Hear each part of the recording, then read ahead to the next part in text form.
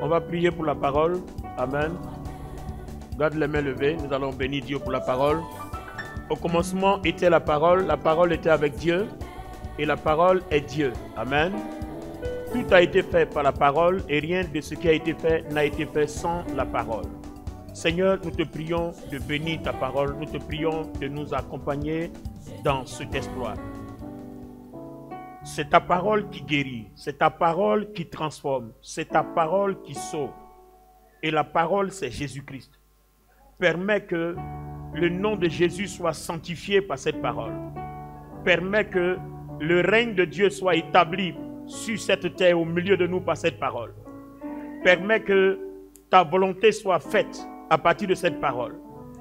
Seigneur, permets que nos vies soient transformées, connaissent la délivrance et connaissent la bénédiction.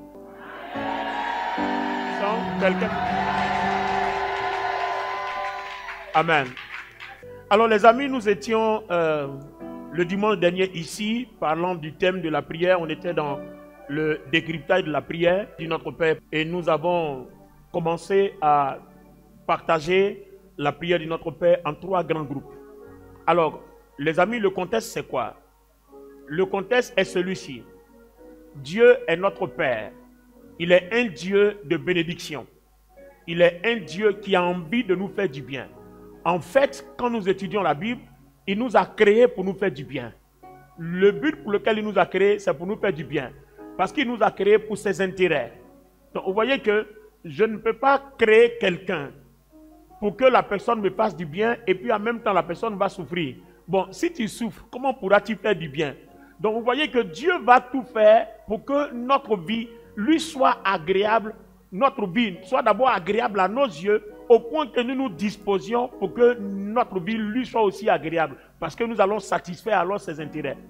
Alors, je crois dans Proverbe le chapitre 30, si je ne me trompe pas, il y a quelqu'un qui a fait une prière. Il dit, Seigneur, ne me donne pas trop, parce que si tu me donnes trop, que je deviens orgueilleux, je risque de t'oublier. Mais ne me donne pas aussi peu, parce que si je n'ai rien, je risque de dire que tu n'es pas capable. Vous voyez? Donc vous voyez que cette prière est tellement bien, ça coupe la poire en deux.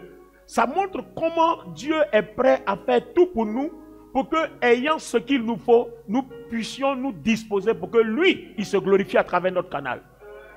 Alors c'est pour ça qu'on a commencé à prier, parce que Dieu dit, dans Jacques chapitre 4, le verset 3, il dit, vous priez, vous ne recevez pas parce que vous priez mal. Vous demandez, vous ne recevez pas parce que vous demandez mal. Donc prier, c'est savoir prier et savoir demander. D'accord? Et on a étudié la prière de notre Père qui était le modèle du Seigneur Jésus. Il dit, si vous priez, dites, notre Père qui est aux cieux. Dis avec moi 1. Que ton nom soit sanctifié. Ça fait 2. Que ton règne vienne. Que ta volonté soit faite sur la terre comme au ciel. Donne-nous aujourd'hui notre pain quotidien. Pardonne-nous nos offenses comme nous pardonnons aussi à ceux qui nous ont offensés. Ne nous soumets pas à la tentation, mais délivre-nous du malin. Car c'est à toi qu'appartiennent dans tous les siècles le règne et la puissance et la gloire. Ça, c'est la louange. Donc, vous voyez, la prière de notre Père en 7 étapes. Gloire à Dieu. Alors, cette prière de notre Père en 7 étapes, ce n'est pas de la récitation, les amis. Ce sont les différentes étapes de la prière. Et chaque prière marque une pause. C'est la réflexion, c'est la transformation, c'est la délivrance, c'est la volonté de Dieu.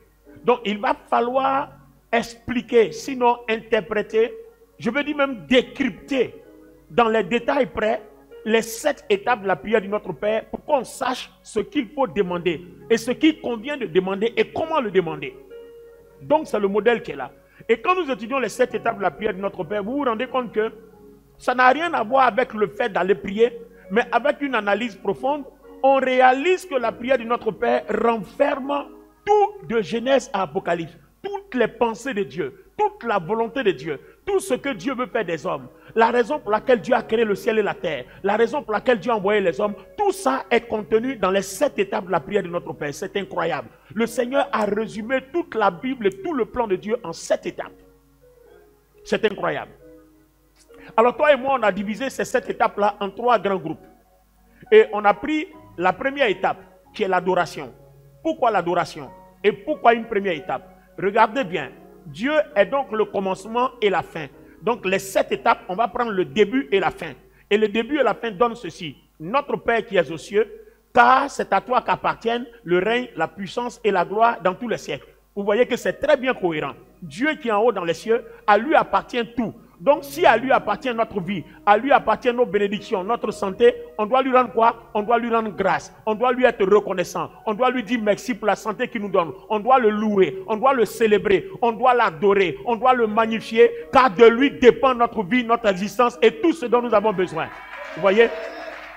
Donc, l'étape, les 7 étapes-là, le premier groupe, en premier groupe, on a notre Père qui est aux cieux, c'est à toi qu'appartient dans tous les siècles le règne, la puissance et la gloire. Or, regardez bien, la dernière partie nous parle de la louange, de la célébration, mais la première partie nous parle de l'adoration. Pourquoi? Il dit bien notre Père. Le fait même qu'il dit notre Père, c'est-à-dire notre Papa. Donc, ça révèle que nous sommes dans une maison. Vous voyez? Donc, la vie chrétienne est une relation que nous devons avoir avec notre Papa dans une maison. Or, dans une maison, un papa et ses enfants, il y a des principes qui régissent leur unité. Il y a des principes. Dans la maison, un enfant qui a une bonne relation avec son père, le père se souvient de lui. Il a droit au petit déjeuner, il a droit au déjeuner à midi, il a droit au goûter entre 16h et 17h. Et puis, il a droit au dîner. Il a droit de l'argent de poche à la fin du mois. On paye ses études. Et souvent, le père se préoccupe pour lui payer des études dans les écoles les plus grandes. Parce que demain, s'il devient un grand monsieur ou alors une grande dame, c'est l'honneur du Père. Donc, vous voyez que ce que tu es, c'est l'honneur de Dieu. Et cet honneur que Dieu cherche là, ça vient d'une relation que tu dois entretenir entre Dieu et toi. Donc, ton papa n'est pas n'importe qui, n'est pas n'importe quoi. Il y a le minimum de considération. Et là encore, loin au-delà du papa, il est Dieu, le Créateur, celui à qui appartient tous les honneurs, dans tous les siècles, la gloire, la puissance, celui de qui tout dépend. Donc, tu dois t'ériger en un véritable adorateur. Parce qu'il le dit, dans Jean chapitre 4, il dit, l'heure vient, et l'heure est déjà venue, où les vrais adorateurs adoreront le Père en esprit et en vérité. Mais les amis, ce n'est pas fini.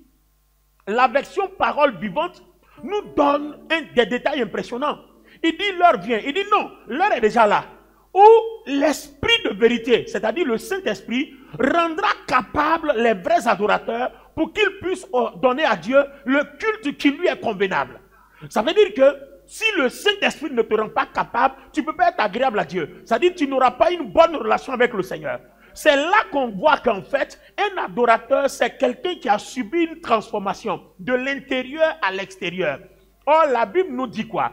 Quand dans Romains chapitre 6 et Romains chapitre 8, Romains chapitre 6, le verset 5, la version parole vivante dit que quand nous avons été baptisés, le Seigneur a pris notre esprit, il l'a incorporé dans l'esprit de Christ. C'est-à-dire, comme le dit 2 Corinthiens 5, 17, si quelqu'un est en Christ, il est une nouvelle créature. Donc Dieu a changé notre esprit, puisque l'esprit avec lequel on est né, de notre père et notre mère, a été déjà souillé depuis le jardin d'Éden. Et depuis le jardin d'Éden, tous ceux qui naissent déjà liés par le diable. Vous voyez? Mais quand tu deviens chrétien, Dieu tue cet esprit-là, il le change et il te donne un autre esprit, un nouvel esprit. C'est pour ça que le baptême est important. Quand tu n'es pas baptisé, tu n'as pas ce privilège, même si tu te fais appeler chrétien. C'est-à-dire l'esprit que Satan a lié, il est toujours là. Ça fait que les liens de famille vont te poursuivre, vont déranger ta vie. Mais une fois que tu te fais baptiser, tu n'as plus de problème de lien de famille parce que Dieu change ton esprit, il te donne un nouvel esprit, carrément. Maintenant le problème, c'est ton esprit que Dieu a changé. Mais il n'a pas changé ton corps, il n'a pas changé ton âme. Or, le domaine de l'opération de l'âme, c'est la volonté, c'est donc ton cœur. Donc ton cœur n'est pas changé. Or, si Dieu a changé ton esprit à cause de ta foi, l'œuvre de ta foi te demande de prouver à Dieu que tu as vraiment cru en Jésus-Christ en soumettant ton cœur à être transformé et en soumettant ton esprit à être transformé. Donc si ton cœur est rempli de la gloire de Dieu et si ton corps, selon 1 Corinthiens 6, 19, est aussi rempli de la gloire de Dieu, alors corps, âme et esprit, tu es même chose comme le Christ, comme le dit 1 Jean 4, 7 en disant tel Jésus-Christ est, tel nous sommes.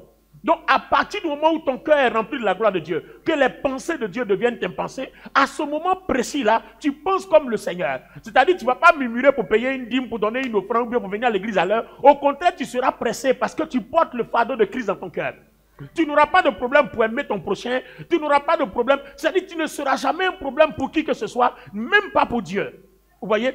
Donc, notre relation nécessite une transformation, nécessite une délivrance, nécessite un changement radical. Donc, notre Père, c'est ce que ça veut dire, vous voyez. Maintenant, qui est aux cieux, cette partie-là, c'est le fait que toi et moi, nous sommes des individus humains, naturels, mais qui devons communiquer avec le Dieu qui est au ciel, donc nous devons communiquer avec le spirituel.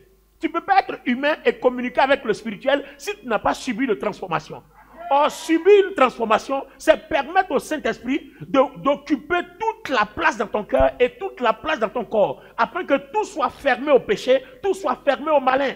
C'est à partir de cet instant-là que Dieu dit, j'ai un fils, j'ai une fille. Quelqu'un me donne son amen? Donc, voilà le premier groupe. Donc, c'est l'adorateur. Dieu dit, c'est de ce genre de personnes qu'il cherche.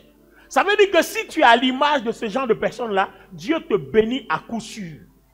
Il n'y a pas de raison que Dieu ne te bénisse pas si ta vie est à l'image de ce genre de personnes. Peu importe si tu es né d'une famille pauvre. Vous voyez, c'est donc ce premier groupe, les adorateurs. Maintenant, le deuxième groupe, ce que nous allons chercher en prière. Donc, on sait qu'on va prier pour que Dieu fasse de nous des adorateurs. Vous comprenez pourquoi dans la prière, Dieu a dit, quand vous priez, ne multipliez pas de vaines paroles parce que ne croyez pas que c'est parce que vous multipliez les mots que Dieu va vous exaucer. Non. Votre Père qui est dans les cieux, il sait déjà de quoi vous avez besoin. Donc en fait, si tu pries Dieu de faire de toi un vrai adorateur, Dieu a déjà une récompense déjà tracée pour les vrais adorateurs. Il sait que le vrai adorateur doit se marier si elle est une femme ou bien un homme. Il sait qu'il doit travailler, elle doit réussir dans son commerce, dans ses affaires. Donc Dieu a déjà prévu tout ça. Il demande seulement que tu sois vrai adorateur pour que le reste suive. C'est pour ça que la Bible dit d'ailleurs, cherchez premièrement le royaume et sa justice et on vous donnera le reste. Mais si toi tu demandes la bénédiction et que le royaume et la justice ne sont pas encore établis dans ta vie, ça ne viendra pas parce que ça ne sera pas cohérent, ça ne marchera pas avec les principes de la maison.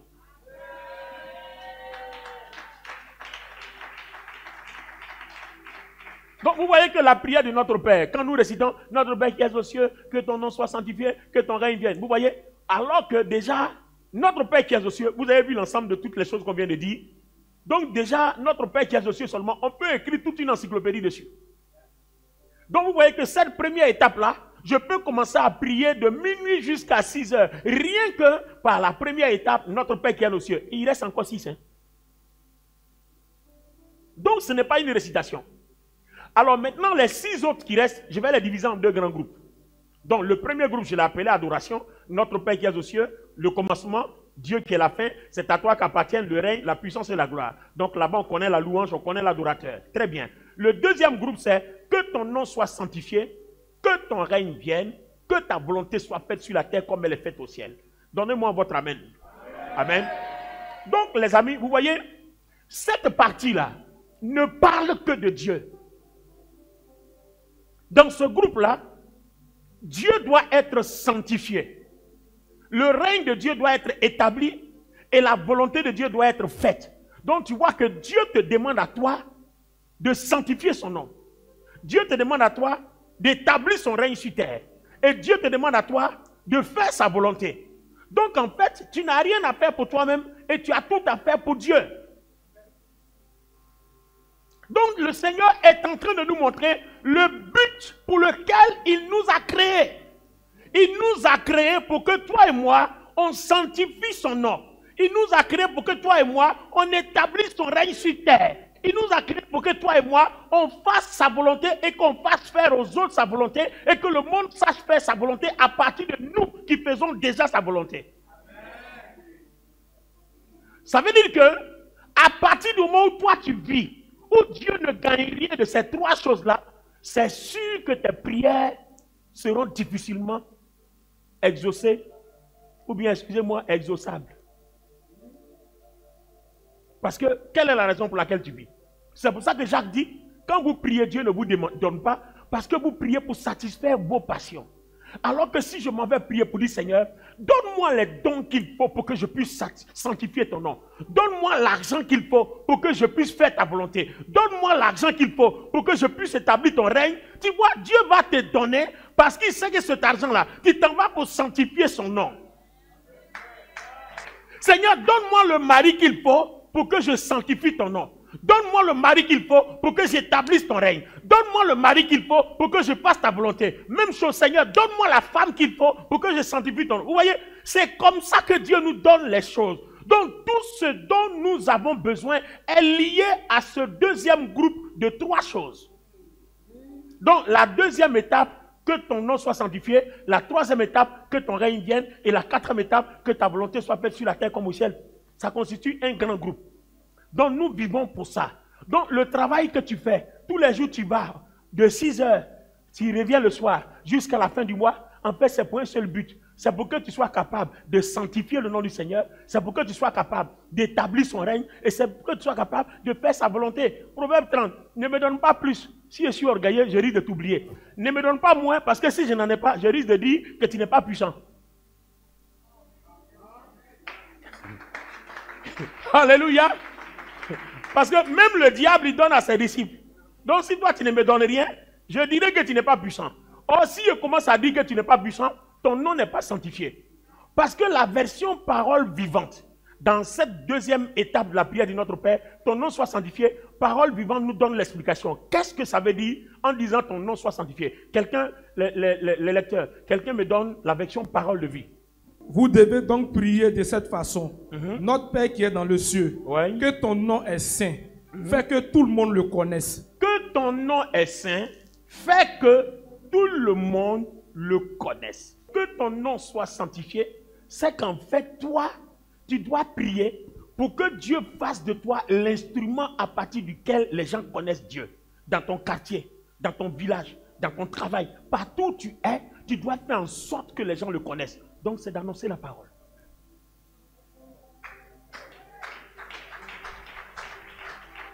Donc, vous voyez que le chrétien qui n'annonce pas la parole, je ne sais pas comment Dieu le regarde. Voilà un des sérieux problèmes que nous avons. Un chrétien qui n'annonce pas la parole, comment vas-tu faire connaître le nom du Seigneur si tu n'annonces pas la parole? Que ton nom est saint, fasse que tout le monde le connaisse. Bon, vous qui êtes ici, comment vous avez connu le nom du Seigneur? Quelqu'un vous a annoncé la parole. Mais maintenant, à votre tour, vous n'annoncez à personne. Alors que ça fait partie des choses pour lesquelles Dieu vous a créé. Alors, donc pendant que tu es en train de demander une maison, que Dieu te donne un voyage, c'est pour aller faire quoi? C'est pour aller frimer. Ça ne va jamais arriver. Parce que Dieu n'a rien dedans. Donc Seigneur, donne-moi un voyage. Quand je vais arriver là-bas, je vais faire connaître ton nom à ceux qui sont là-bas. Seigneur, envoie-moi en Australie, je vais faire connaître ton nom là-bas. Seigneur, je m'en vais postuler pour un emploi. Si tu me donnes, je vais parler de toi à tout l'immeuble, à tout le bâtiment, à tous les employés. Seigneur, je m'en vais à un événement. Je sais que là-bas, il y a des opportunités. Permets que je possède ce marché-là, parce que si j'arrive là-bas, tout le monde va te connaître. Je vais parler de toi. Celui qui veut accepter ton nom, c'est ça. Celui qui ne veut pas accepter, c'est ça. Mais en tout cas, ton nom sera connu à partir de ma présence. Voilà la prière, les amis. Et c'est pour ce genre de prière-là que Dieu nous bénit, parce que nous prions bien. Et nous demandons bien. Oh, avant, on priait mal et on demandait mal. Là, maintenant, on prie bien et on demande bien. Donc, tout ce que Dieu va te donner, que ce soit travail, que ce soit milliard, que ce soit la santé, tout ce que tu vas demander à Dieu est un objectif dans ta tête. Sanctifier le nom du Seigneur, établir son règne et faire sa volonté. Et là, ça devient encore plus intéressant. Établir le règne de Dieu là. Est-ce que vous savez que c'est chic? Non, est-ce que tu sais que c'est d'où? Le règne de Dieu. Attends, regardez. Je crois qu'une prochaine fois, on va prêcher la différence entre la vie éternelle et le royaume de Dieu. Moi, aujourd'hui, je mets de côté. Mais regardez, quand on dit le règne de Dieu, un règne, c'est une autorité, c'est une puissance, c'est la manifestation d'un pouvoir. Donc, Dieu ne peut pas te dire, il va établir son règne à travers toi, sans que toi, tu aies le pouvoir. Je vous ai dit que c'est d'où la partie là. C'est une des parties qui me plaisent là. Parce qu'il dit, je vous ai donné le pouvoir. Ah, vous avez oublié? Vous marcherez sur les serpents. Vous marcherez sur les scorpions. Ça, c'est le règne de Dieu qui doit se manifester dans ta vie. Eh, my God, est-ce que quelqu'un dans cette salle ce matin? Ça, c'est le règne de Dieu, ça. C'est le règne de Dieu. Comment? Ça, c'est le règne de Dieu. Il dit, je vous ai donné le pouvoir. Nous avons quelque chose à manifester, à prouver au monde. Les signes de guérison, les signes de délivrance, les signes de miracle, Dieu nous les a donnés. On doit les démontrer au monde. C'est ça le règne de Dieu que nous établissons sur la terre à partir de notre canal. Voici les miracles qui accompagneront ceux qui auront cru. En mon nom, vous guérirez les malades. En mon nom, vous chasserez les démons. En mon nom, si vous buvez du breuvage mortel, il ne vous fera aucun mal. Les amis, ça c'est le règne de Dieu sur terre.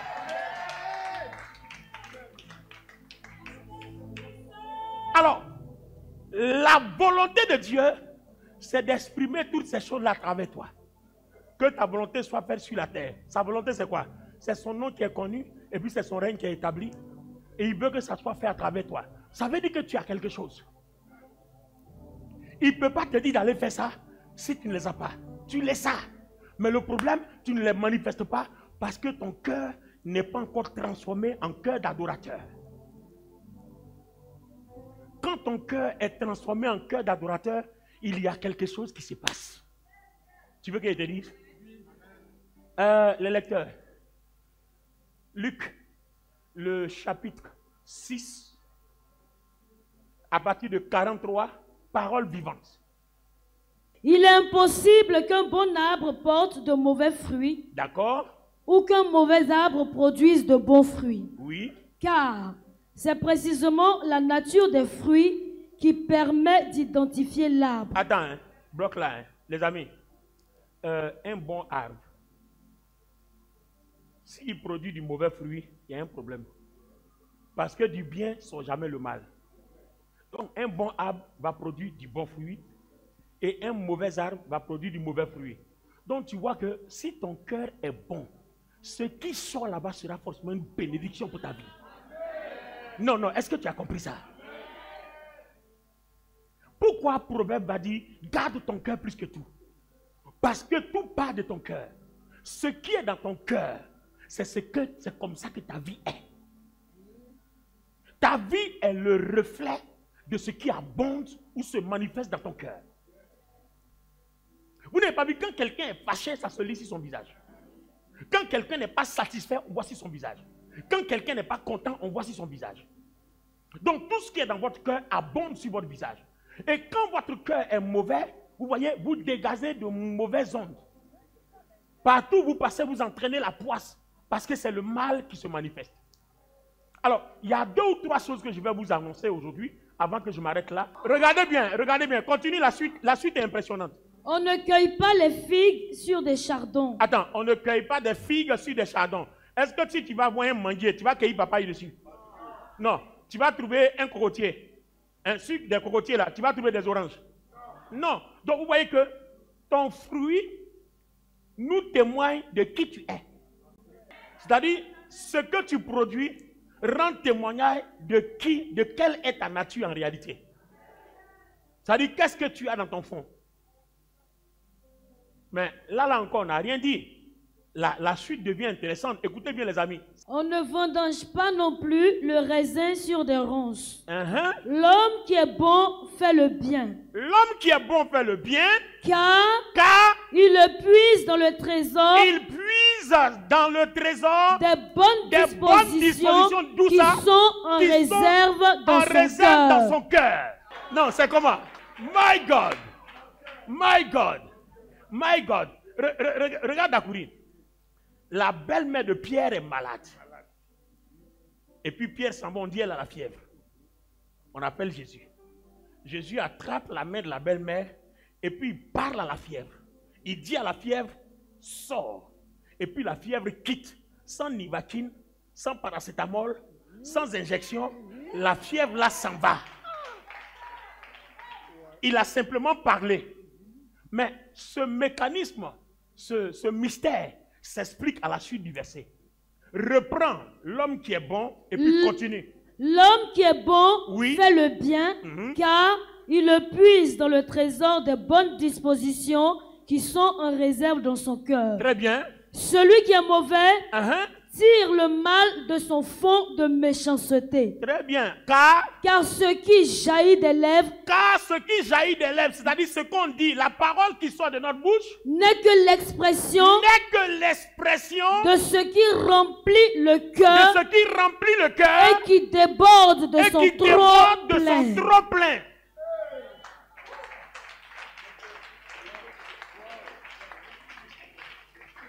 Alors, en termes détaillés et simplistes, ça veut dire quoi? Ça veut dire que quand ton cœur est rempli du Saint-Esprit, quand tu parles, c'est le Saint-Esprit qui accompagne ta parole pour aller travailler. Ça veut dire que quelqu'un qui a un cœur bon n'aura même pas un problème pour guérir les malades. Parce que quand tu pries pour un malade, c'est la gloire qui est dans ton cœur là, qui vient, qui accompagne la parole, qui fixe la parole, puis qui touche le malade. Ça veut dire que toi aussi, pour lequel on prie, ton cœur doit être bon pour que la puissance qui vient du cœur qui prie pour toi t'ouvre la porte pour entrer, pour aller toucher ton corps. Parce que pourquoi? Regardez bien, dans le fonctionnement de la médecine, c'est le cœur qui pompe le sang et le sang va dans le corps. Donc tout ce qui trouve sa place dans le corps tire sa source de ton cœur. S'il n'y a pas de cœur, il n'y a pas de corps parce qu'il n'y a rien pour alimenter le corps. Donc quand ton corps serait malade et qu'on t'imposera les mains, la gloire va aller d'abord dans ton cœur avant de se déverser dans ton corps. C'est pour ça que celui qui est méchant ne guérit pas. Donc si tu veux, continue d'être méchant, nous on ne fait rien avec eux. Le gros perdant, c'est toi. Fais le mal aux gens, fais tout ce que tu veux, c'est pas grave, mais le gros perdant c'est toi. Il faut être sûr que tu ne vas pas avoir un problème. Parce que le jour où tu auras un problème, Dieu ne trouvera pas de porte pour aller dans ton corps.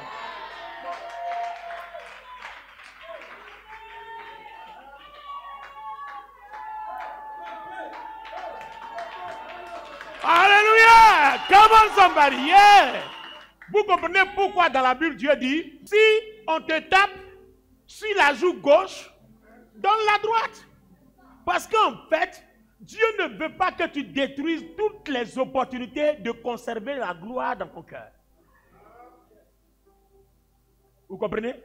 C'est une des raisons pour lesquelles la version parole vivante, je reviens encore dans parole vivante, lis avec moi Proverbe le chapitre 4, le verset 23 précisément.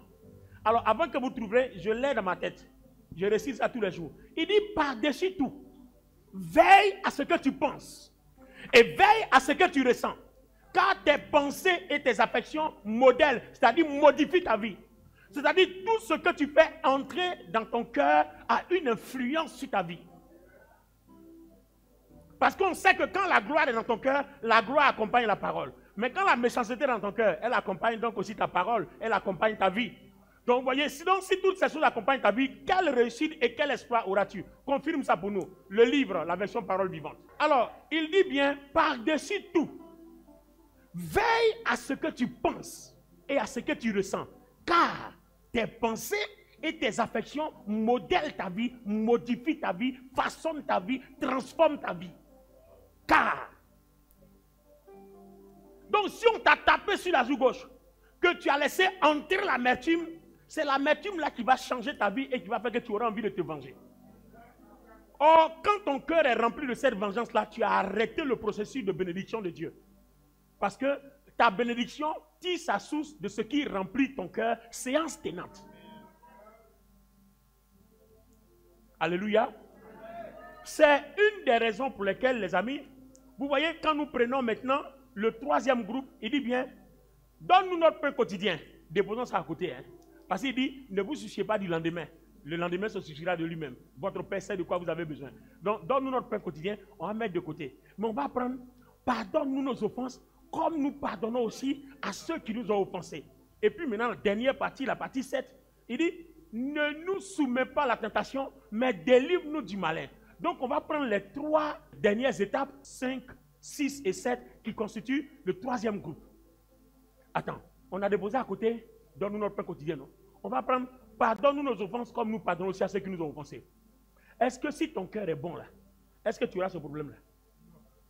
Pardonne-nous nos offenses comme nous pardonnons aussi. Ça veut dire que ne nous pardonne jamais nos offenses comme nous on ne pardonne jamais à ceux qui nous ont offensés. Non, amen ou amen pas.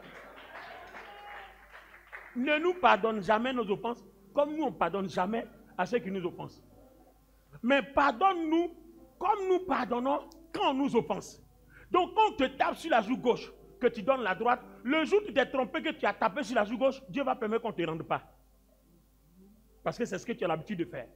Alors quel est le message biblique? Le degré d'implication, d'intervention de Dieu dans ta vie dépend du degré de ton intervention ou de ton implication dans la vie des autres.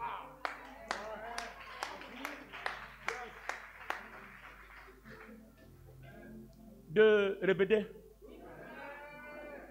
Le degré d'implication et d'intervention de Dieu dans ta vie dépend de ton degré d'implication et d'intervention dans la vie des autres. Est-ce que vous comprenez? Donc vous voyez qu'en fait, la seule chose que Dieu nous demande dans la vie chrétienne, c'est d'avoir une relation avec lui. Or, une relation avec lui consiste à être un vrai adorateur. Quelqu'un qui est transformé, qui de façon charnelle se transforme pour devenir spirituel. Et on parle de ton corps et de ton cœur. Une fois que ces deux raisons-là sont remplies du Saint-Esprit, tu n'as plus aucun problème pour aimer ton prochain.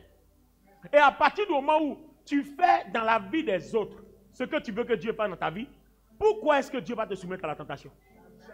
Quand les démons vont venir, ils vont dire, Dieu va leur dire, ne venez pas ici, parce que lui là, il est juste. Est-ce que vous comprenez? Donc, Dieu maintenant se lève, il devient un combattant. C'est-à-dire, tu n'as même pas besoin de dire, Seigneur, combat mes ennemis. Lui-même, il devient un combattant parce qu'il ne permettra jamais qu'on te fasse ce que toi tu fais à personne. Donc, vous ne voyez pas que la vie chrétienne devient intéressante? Mais quand toi tu as l'habitude, tu vas dire, moi celui-là, moi ça là. Bon, ne sois pas étonné, hein. C'est Dieu même qui va susciter quelqu'un quand tu as passé en terrain, moi celui-là, moi celle-là. En fait, c'est Dieu qui permet ça parce que c'est ce que toi tu fais. Donc, ce que tu fais aux autres, c'est ce que Dieu autorise qu'on te fasse.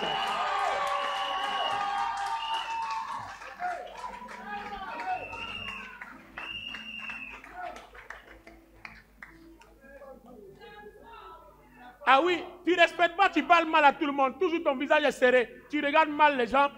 Pourtant, si vous avez remarqué, ce genre de personnes ne supportent pas qu'on leur parle mal. Ne supportent pas qu'on les regarde. Ils sont tout le temps frustrés pour un peu. Ils sont tout le temps frustrés pour moins. Pourtant, il faut voir leurs habitudes, leurs attitudes orgueilleuses, hautains, orgueilleux, c'est-à-dire, c'est à la limite même du mépris, quoi. Les amis, est-ce que l'évangile passe ce matin, ici à CSV?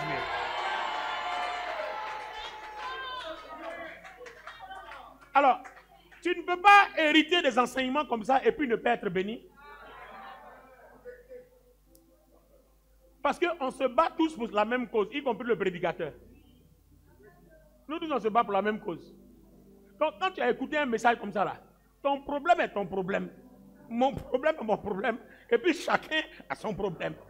Voilà. Parce que chacun se bat pour mettre ça en pratique. Nous tous, on sait que si ça là ne marche pas, c'est fini. On ne peut pas réussir. Dieu n'a rien à faire avec nous parce qu'on ne devient pas un vase d'honneur. Parce que le vase d'honneur, c'est ça. Ce n'est pas juste le nom, mais c'est ça. Le comportement, le caractère. Vous comprenez? Pourquoi Dieu ne veut pas qu'on rende le mal pour le mal? Quand on te tape sur la joue gauche, tu donnes la joue droite. Il ne veut pas que tu rendes le mal pour le mal, parce que si tu utilises l'arme de l'ennemi, tu es en train de devenir propriétaire du mal. Non, est-ce que quelqu'un a compris? Attends, je te tape. Bah, toi aussi dans la colère, tu me mets bah. Mais attends, est-ce qu'il y a une différence entre nous deux? Ce qui m'a animé puis était rendu, c'est la même chose qui t'a animé et puis tu m'as rendu. Donc, toi et moi, nos cœurs sont identiques. Tu t'es servi du mal, moi aussi je me suis servi du mal. Or, nous savons que une fois que le mal entre dans ton cœur, ça transforme ta vie et ça arrête le processus de grâce et de bénédiction de Dieu.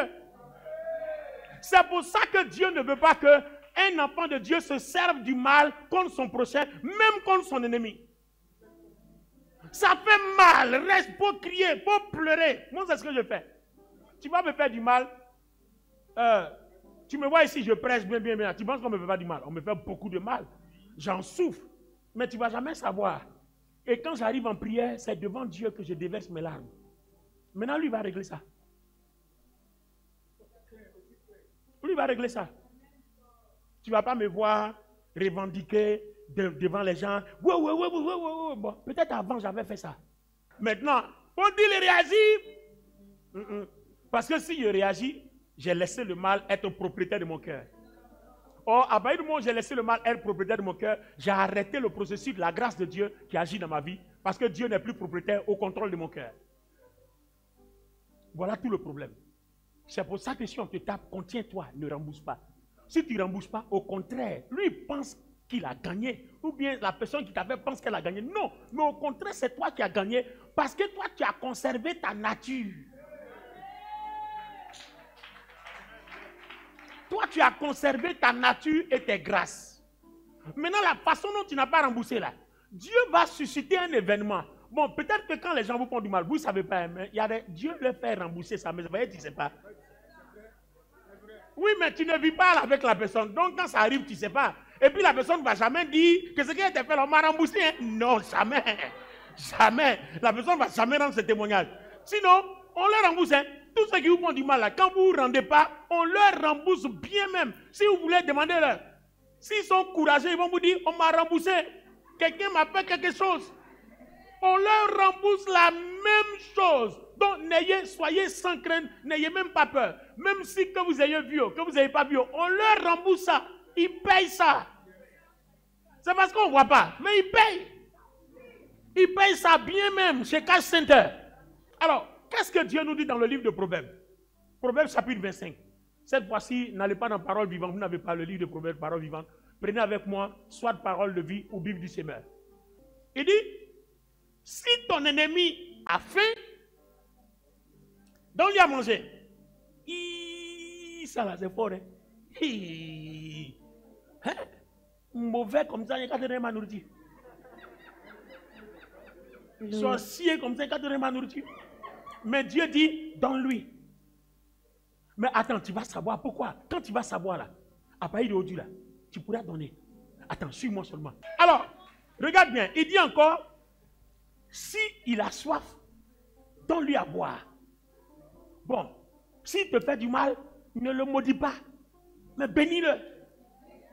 Il faut prier pour ceux qui vous maudissent, puis bénissez ceux qui vous maudissent. Demandez à Dieu de les bénir. Là où il souhaite votre mort, demandez à Dieu de leur donner la vie.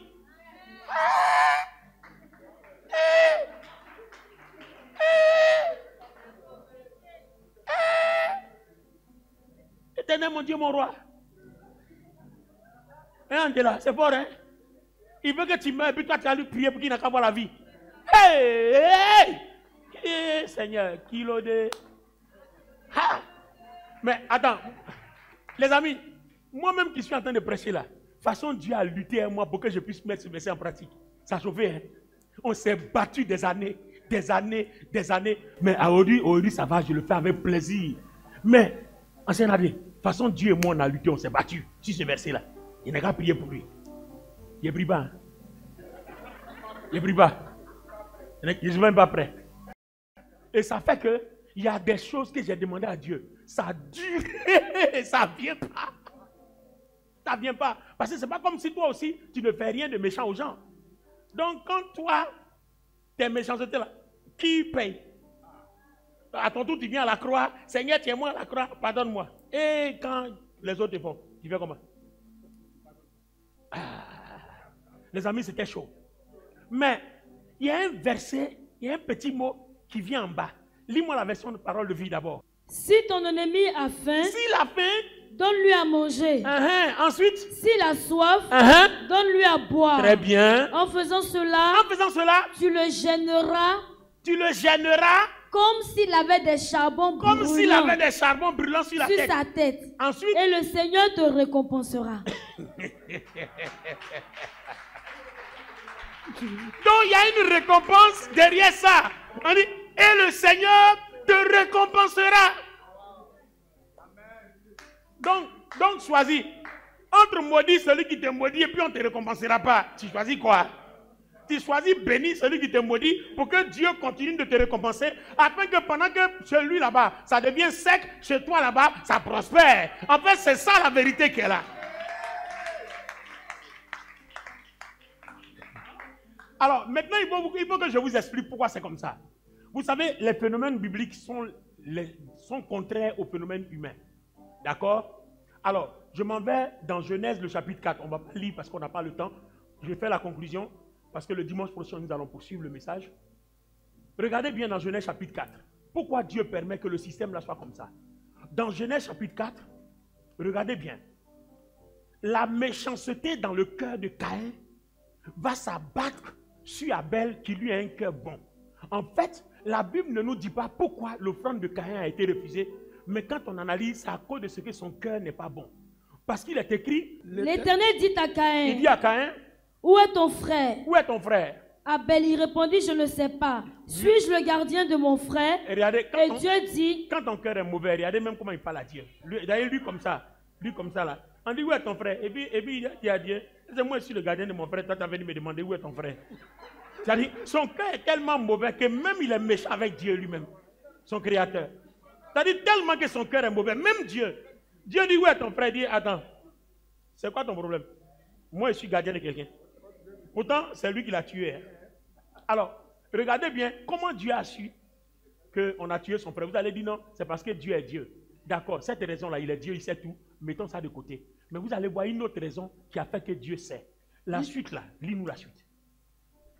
L'Éternel dit à Caïn. Il dit à Caïn. Pourquoi es-tu irrité? Pourquoi tu es irrité? Et pourquoi ton visage est-il abattu? Pourquoi ton visage est abattu? Certainement. Si tu agis bien. Si tu agis bien, c'est-à-dire si ton cœur est bon, on verra ce qui est bien sur ton visage. Mais comme ton cœur est mauvais, ton visage est si abattu. Vous voyez, même l'expression de ton cœur se lit sur ton visage. Alors, avec ça là, ton cœur rempli de choses mauvaises, et puis tu vas chercher du travail. Qui va te donner du travail? Parce que le diable se présente toujours. Parce que tu viens avec l'image du mal, un démon se présente là et tu n'auras jamais ça.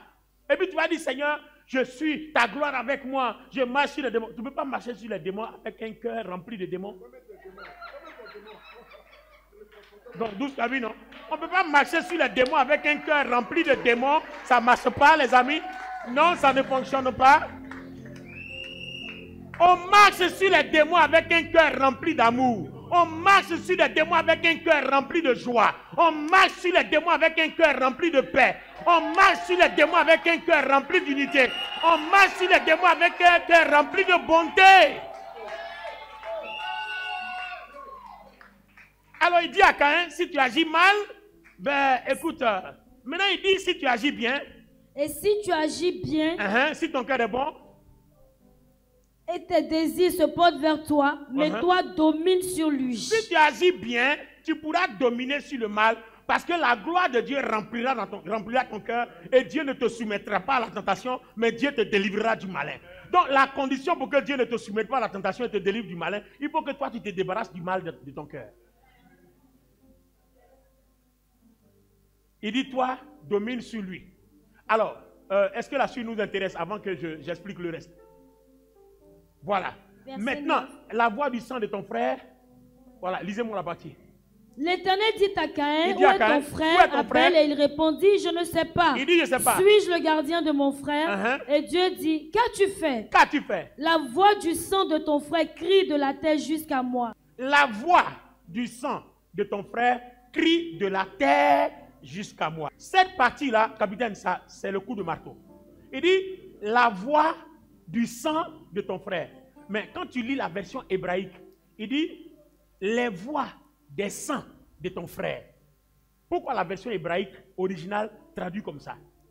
Les voix des sangs. Quand Caïn tue Abel, les gens qu'Abel devait mettre au monde là, Caïn les a aussi tués. Donc c'est les voix des sangs là qui crient, qui dit à Dieu, Caïn nous a empêchés de vivre par Abel. Donc depuis l'éternité, toutes ces personnes-là se plaignent. Donc Caïn ne peut plus avoir la vie saine et sauve. C'est pour ça que Dieu était obligé de le maudire, parce qu'il a supprimé toute une génération. Donc quand vous faites du mal, vous pensez que vous avez fait du mal à une seule personne, mais vous avez fait du mal à toute une génération programmée pour sanctifier le nom du Seigneur, programmée pour établir le règne de Dieu, programmée pour accomplir la volonté du Seigneur. Donc vous devenez quelqu'un qui combat Dieu. C'est pour ça que dans Romains 8, l'apôtre Paul dit, si ça ne dépendait que de vous, soyez en paix avec tout le monde. Parce qu'au moins vous n'aurez aucun problème avec Dieu. Si d'accord tu fais du mal à Oufoué, tu fais du mal à tous ceux qui sont rattachés à Oufoué, qui sont dans ses entrailles. Parce que Abel, de lui devait sortir toute une descendance. Mais quand ayant tué Abel, il a supprimé tout cela. Alors que cela était programmé depuis avant la fondation du monde. Il devait aussi faire une œuvre. Donc ça veut dire qu'en fait, le maître d'Abel, Caïn aussi a attaqué Dieu parce qu'il a abrogé toute une multitude de projets de Dieu attachés à cette génération. C'est vrai, c'est sûr que Dieu va s'en prendre à lui. C'est pour ça qu'il dit, si on te maudit, bénis-le. Dieu lui-même va prendre des braises et puis il va les mettre sur sa tête. Parce que celui qui te maudit là, il va abroger toute une génération. Donc Dieu va prendre des braises, c'est lui qu'on va abroger. Est-ce que quelqu'un comprend? Est-ce que quelqu'un comprend? Est-ce que quelqu'un comprend? C'est pour ça que je vous dis, ne faites pas de mal à qui que ce soit, les amis. Ne faites jamais du mal. Ne vous servez pas du mal pour répondre à quelqu'un. Même pas contre ton ennemi. J'ai eu des opportunités de détruire ceux qui me font du mal. Mais à la place, j'ai fait du bien. Et ils se sont servis de ce bien-là contre moi. Mais regarde, je suis toujours debout. Je suis toujours debout. Combattu, mais jamais abattu. Parce qu'en fait, j'ai compris qu'il ne faut jamais te servir du mal. Et depuis que j'ai révisé ma position de ne jamais utiliser le mal, y compris contre mes ennemis, alors Dieu m'a mis au large. Je suis en sécurité. Toutes les œuvres qu'ils tentent contre moi, soit ça échoue, soit Dieu met ça à nu devant moi. Quelqu'un n'ont-ils pas essayé? Mais ça n'a jamais fonctionné. Parce que je ne me sers pas du mal. Quand je vais jeûner, je dis Dieu, donne-moi un cœur pour être un adorateur. Donne-moi un cœur pour aimer mon prochain. Donne-moi un cœur pour t'aimer. Parce que dans 1 Jean 3, à partir de 18, tu dis, si on t'aime, si on a la foi en Jésus-Christ, et si on t'aime, on aime notre prochain, alors on est exaucé. Alors pourquoi je vais faire du mal à quelqu'un pour bloquer mon exaucement?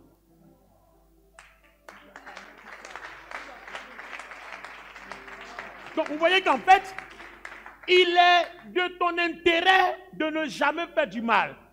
Et puis, le livre de Pierre, je ne sais plus, c'est 1 Pierre 3, 17, c'est là qu'on va terminer. Il dit, il est mieux pour vous que vous souffrez quand vous faites du bien que de souffrir parce que tu fais du mal. Parce que si tu fais du mal, ta souffrance là, c'est Dieu qui te l'impose parce qu'il te punit. Mais si tu fais du bien, quand tu souffres, Dieu transforme ça en récompense. C'est pour ça que Proverbe 25 dit, donne-leur à manger tes ennemis, donne-leur à boire, bénis-les. Ainsi Dieu te récompensera. Il vaut mieux souffrir. Il vaut mieux souffrir. Si telle est la volonté de Dieu, en faisant le bien qu'en faisant le mal. En faisant le mal. Les amis, tenez-vous debout, on a fini. Fais du mal, ce n'est pas bon. Fais que le bien. Alors, endurez la souffrance quand vous faites du mal, mais ne répondez pas par le mal. Encaissez la douleur quand vous faites du mal, mais ne répondez pas par le mal. C'est de votre intérêt. Encaissez, endurez, ne répondez jamais par le mal. Parce que vous ouvrez une porte pour que le mal transforme votre vie et arrête le processus de la grâce de Dieu dans votre vie. Est-ce que quelqu'un a compris ce que Dieu voulait nous enseigner ce matin? Donc vous voyez que la prière du Notre Père, regardez tous les enseignements qu'on a sortis aujourd'hui. Vous voyez, tu as vu que ça ne ressemble pas à une récitation. C'est tout un manuel d'enseignement, de transformation, de délivrance. Tout un manuel d'opération, de miracle, de tout ça. C'est tout un manuel. C'est toute une pensée de Dieu, la prière du Notre Père. Et c'est ça là que nous allons chercher en prière. Quand on dit je m'en vais prier, c'est ce qu'on va demander à Dieu. Transforme-moi, fais de moi un vrai adorateur. Permets que par ma vie, ton nom soit connu, c'est-à-dire ton nom soit sanctifié. Permets que par ma vie, ton règne s'installe. Que ma vie soit de telle sorte que mon cœur rempli de bien et de gloire fasse que des signes accompagnent ma vie. Il y a des témoignages. Que mes voisins sachent que je suis tellement béni qu'ils ont envie de m'accompagner à l'église. Que mes voisins sachent que je suis tellement béni que ce n'est pas moi qui va voir la guérison. Ils viennent vers Jésus-Christ pour rechercher cette guérison. Vous voyez, c'est tout ça là. Quand on s'en va prier là, c'est ce qu'on fait. Oh, toi, quand tu vas, Seigneur, donne-moi une maison, Seigneur, donne-moi une voiture, Seigneur, donne-moi un voyage, Seigneur, donne-moi. Et quand tu finis, dis, tu demandes mal et tu pries mal. Tu n'es même pas transformé. Vous voyez, imagine qu'on te donne le règne de Dieu qui opère des signes et puis ton cœur est mauvais. Mais si tu maudis tous les ennemis, tu vas les tuer tous. On te donne un petit pouvoir là, mais tu vas tuer tout le monde. C'est pour ça que Dieu ne donne pas le pouvoir aux gens qui n'ont pas un cœur transformé. Alléluia. Alors, le dimanche prochain, nous allons parler des grandes conclusions de la prière. Et dans les grandes conclusions, on va parler de la prière et de l'exaucement. Et dans la prière de l'exaucement, on va parler de l'utilisation des 4 sens. C'est fort, c'est fort, c'est fort. C'est fort, c'est fort. C'est fort, c'est fort. L'utilisation des 4 sens. C'est fort. Alors, rendez-vous, c'est pour le dimanche prochain. Laissez-moi prier pour vous. Laissez-moi prophétiser sur vos vies. Aujourd'hui, c'est le premier dimanche. C'est le culte d'action de grâce. Je vais déclarer des merveilles que Dieu va accomplir dans ta vie dans ce mois de février. Alléluia. Donne-moi un amen très puissant. Waouh. Garde les mains levées, s'il te plaît. Je veux prier. Alors soyez concentrés, parce que Dieu va se servir de ma prière pour guérir les malades. Il va se servir de ma prière pour débloquer des situations. Il va ouvrir des portes à ta vie. Dis-moi, c'est fort qu'ils avancent. Si tu peux, mets la main sur la tête. Au moins, c'est facile. Comme ça, tes mains ne seront pas fatiguées. Et pendant que tes mains sont sur ta tête, abandonne ton cœur au Seigneur. Et commence à méditer en demandant à Dieu de remplir ton cœur. Pendant que tu es arrêté, commence à dire à Dieu, remplis mon cœur. Seigneur, remplis mon cœur. Je déverse mon cœur devant toi. Fasse que je n'utilise pas le mal. Fasse que je n'utilise plus le mal contre mon prochain, y compris contre mes ennemis. Parce que ton degré d'implication dans ma vie dépend de mon degré d'implication dans la vie des autres. Si j'agis comme ça, tu ne me soumettras jamais à la tentation. Tu me délivreras toujours du malin. Seigneur mon Dieu, Seigneur mon roi, pendant que tu es là, tes 2 mains sont sur la terre, prie comme ça. C'est ton cœur qui est le point central. C'est pour ça que c'est notre cœur que le diable vise. L'ennemi vise notre cœur. Parce que s'il a notre cœur, il a notre vie. Parce que ce qui rentre dans notre cœur change notre vie. Socialement, financièrement, matériellement, spirituellement. Ce qui rentre dans notre cœur change notre vie. Alors à partir d'aujourd'hui, n'oublie pas de soumettre ton cœur à une véritable relation avec Dieu. Et dans la relation avec Dieu, nous avons parlé de la consécration, la fidélité et la loyauté. Jésus-Christ ou rien. La parole de Dieu ou rien. Même quand tu as chaud, c'est la parole, c'est Jésus. Quand tu as faim, c'est Jésus. Quand tu as soif, c'est Jésus. Tu n'as pas d'argent, c'est Jésus. Peu importe la situation, c'est Jésus. Demande à Jésus de te donner un cœur pour pouvoir l'adorer, un cœur pour pouvoir le louer, un cœur pour pouvoir le servir. Pendant que tu es en train de prier, le Saint-Esprit est en train de toucher ta vie. Pendant que tu es en train de prier, le Saint-Esprit est en train de prendre le contrôle et de ton cœur et de ton corps. Le Saint-Esprit est en train de tout changer. Le Saint-Esprit est en train de tout modifier. Le Saint-Esprit est en train de tout transformer. Et ce que le Saint-Esprit transforme maintenant, ça touche ta vie financière, ça touche ta vie matérielle, ça touche ta vie spirituelle, ça touche la guerre que tu as contre les adversaires, visibles et invisibles. Dieu te délivre du malin, il te libère de la maladie, il te libère de la malédiction, il te délivre de toutes ces choses-là. Pendant que tu es en train de présenter ton cœur à Dieu, le Saint-Esprit est en train de faire son travail là.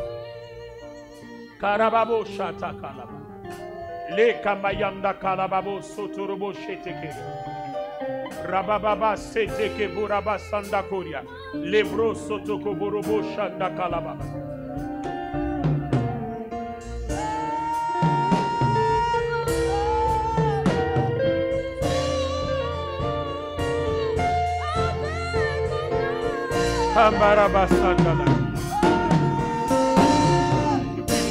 Je prie le Seigneur. Gardons ce silence-là, c'est un bon silence. Je prie le Seigneur. Peu importe l'amertume que tu as, quand je prie, tu dis Amen seulement et Dieu l'accomplit. Peu importe l'amertume que tu as aujourd'hui, le Seigneur me dit de te dire qu'il est avec toi. Écoute-moi. Ce mois de février, tes ennemis ne se réjouiront pas à ton sujet.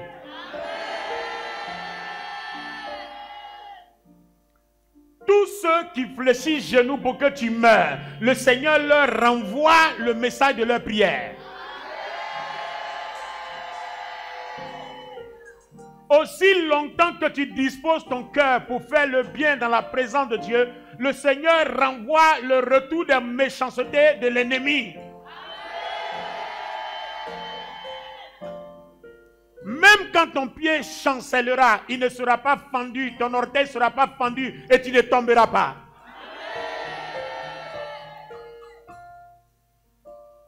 Ils viendront par tes portes par un seul chemin, mais l'Esprit de Dieu les poursuivra par des multitudes de chemins.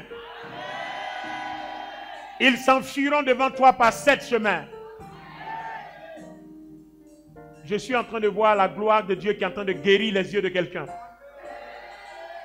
Pendant que je suis en train de prier pour toi, le Seigneur me montre que la gloire de Dieu est en train de guérir les yeux de quelqu'un. Les lunettes que tu portes, tu n'en auras plus besoin parce que le Seigneur t'a guéri. Tu devais même subir une opération, mais ça ne sera plus nécessaire parce que le Seigneur t'a guéri.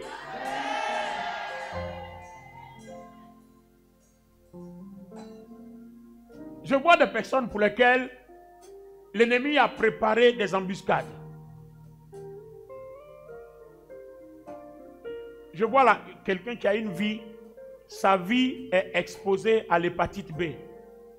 C'est le message que je reçois maintenant du Seigneur. Il y a la vie d'une personne ici qui est exposée à l'hépatite B. Hépatite B. Mais la puissance de Dieu, le Seigneur va te séparer non seulement de cette maladie, mais il va te séparer de la personne qui est le problème, la source de cette maladie dans ta vie.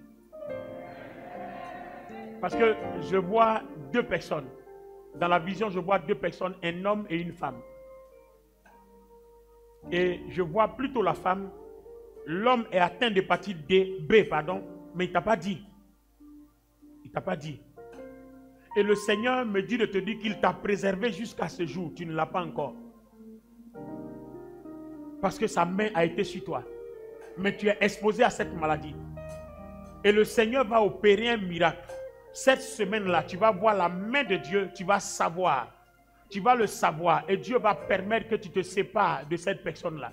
Parce que ta vie est en danger. Tu es exposé à l'hépatite B. Et je déclare ta délivrance au nom de Jésus-Christ.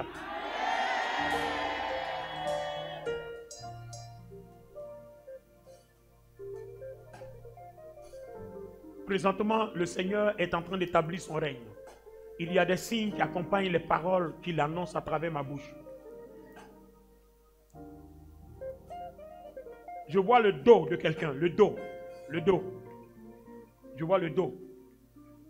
Un problème de dos, sérieux, hein? Le dos. Et pendant que je suis en train de parler, si tu veux faire des mouvements, essaie de te redresser, de te relever, le Saint-Esprit t'a guéri. Il t'a guéri. Le Saint-Esprit t'a guéri. Il t'a guéri.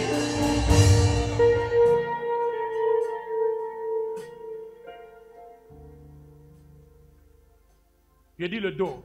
C'est au niveau de ta colonne vertébrale. Le Seigneur t'a guéri. Je suis en train de voir les trompes d'une femme. C'est un problème d'enfantement. Je suis en train de voir les trompes d'une femme. C'est un problème d'enfantement. Et je suis précisément en face de la rangée où je me trouve ici. Je vois les trompes d'une femme. C'est un problème d'enfantement. Et je vois des anges habillés en blouse blanche. Et je vois qu'ils sont en train de découper quelque chose là-bas pour recoller les morceaux. Ils sont en train d'enlever une partie et puis ressouder pour que ta vie connaisse la fertilité. Et pendant que je parle, la puissance de Dieu opère le miracle dans tes entrailles. Au nom de Jésus.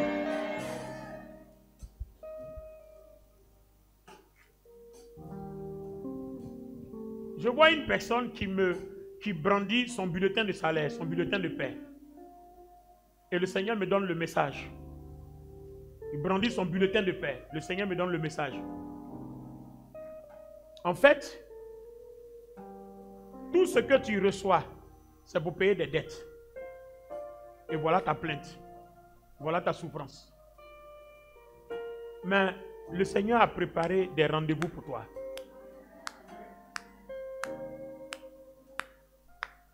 Le Seigneur a préparé des rendez-vous pour toi. Ce mois de février va être un mois de grandes rencontres pour ta vie. Le Seigneur a préparé des rendez-vous pour toi. Et pendant que je suis en train de te parler, la puissance de Dieu, le Saint-Esprit est en train de disposer toutes les personnes que Dieu a préparées pour t'aider à régler ce problème-là. Ce problème de dette. Je vois la tristesse sur le visage de quelqu'un, mais ce n'est pas l'état de ton cœur. C'est parce que tu as un parent qui est malade. Et ça te préoccupe. Mais à cause de toi, je suis en train de parler et puis je vois la guérison. À cause de toi, le Seigneur est en train de faire quelque chose. Tu as mis ce sujet dans la prière et le Seigneur est en train de guérir cette personne. Pendant que je parle maintenant, si tu veux, après le culte, tu peux appeler ton parent. Le Seigneur a guéri cette personne.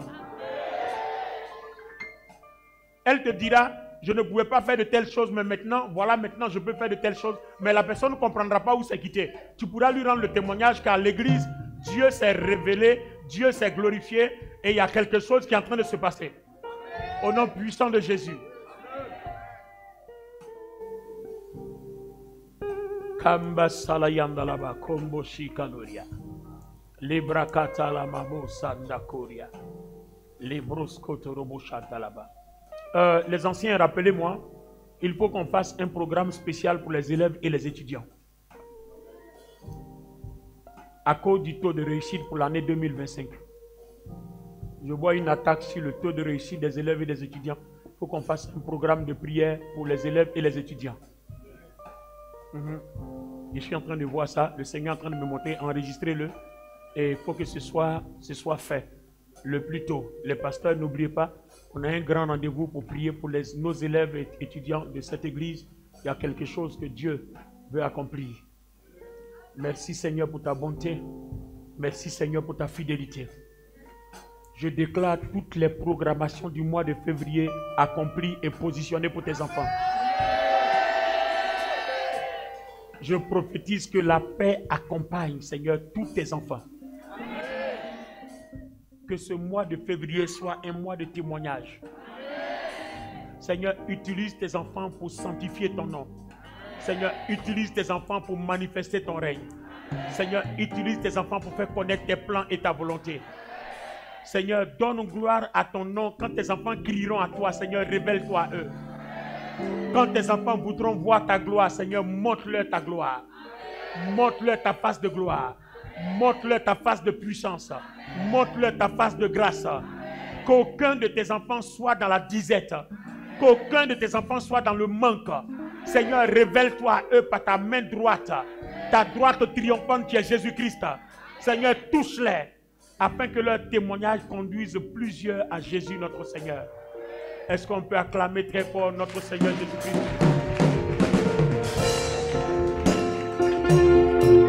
Je m'attends à toi. Je m'attends à toi. Alléluia. J'ai tant besoin de toi. Amen. Alors, est-ce que quelqu'un a été béni ce matin?